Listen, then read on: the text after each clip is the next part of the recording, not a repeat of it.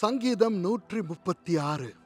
கர்த்தரை துதியுங்கள், அவர் நல்லவர், அவர் கிருபை என்றும் உள்ளது. தேவாதி தேவனை துதியுங்கள், அவர் கிருபை என்றும் உள்ளது.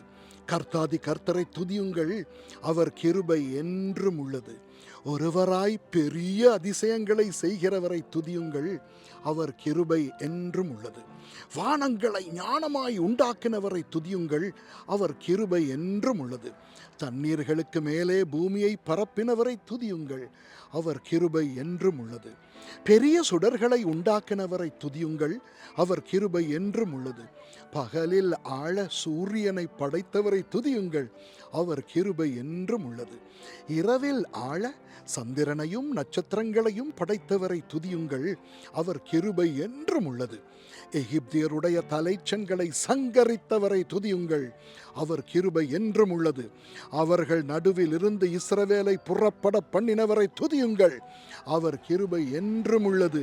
பலத்த கையினாலும் ஓங்கிய புயத்தினாலும் அதை செய்தவரை துதியுங்கள், அவர் கிருபை என்றும் உள்ளது.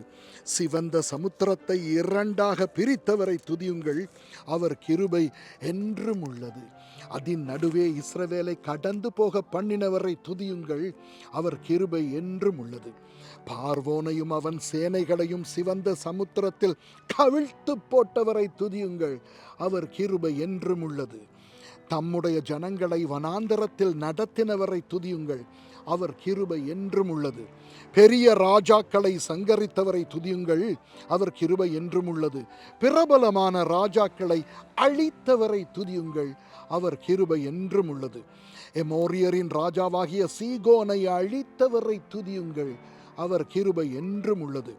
பாசானின் ராஜாவாகிய ஓகை அழித்தவரை துதியுங்கள், அவர் கிருபை என்றும் உள்ளது.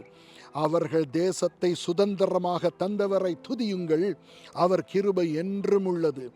அதை தம்முடைய தாசனாகிய இஸ்ரவேலுக்கு சுதந்திரமாகவே தந்தவரை துதியுங்கள், அவர் கிருபை என்றும் உள்ளது. நம்முடைய தாழ்வில் நம்மை நினைத்தவரை துதியுங்கள், அவர் கிருபை என்றும் உள்ளது. நம்முடைய சத்துருக்களின் கையிலிருந்து நம்மை விடுதலை பண்ணினவரை துதியுங்கள், அவர் கிருபை என்றும் உள்ளது.